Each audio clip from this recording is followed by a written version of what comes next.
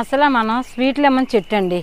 ఈ చెట్టు అంటుపోయి చెట్టుగా మిగిలాక ఈ చెట్టు చాలా రోజుల వరకు కాయలైతే కాయలేదు. ఏంటి కారణం? తీసేద్దామా అంటే పేనం అప్పట్లేదు. సరే చూద్దామని అలానే ఉంచానండి. ఉంచేసరికి ఇప్పటికి పూతైతే వచ్చి కాయలైతే కాస్తుందండి. చూసారా, మన అవసరానికి ఒక కాయ. నేనైతే ఎప్పటికప్పుడు ఒక కాయ కోసుకుంటానండి.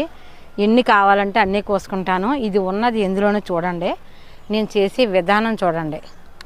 ఇక్కడ నీళ్ళు ఎక్కువ వేస్తుంటే ఆరిపోతుందని ఇక్కడ నేను ఇలా ఇదైతే వేసానండి. వేసి నేరుగా నేను కిచెన్ వేస్ట్ కప్పెట్టానండి. అది ఎలాగుందో మీకు చూపిస్తాను. కిచెన్ వేస్ట్ మనం ఇలా చేయటం వలన ఖర్చు అయితే తగ్గుతుంది.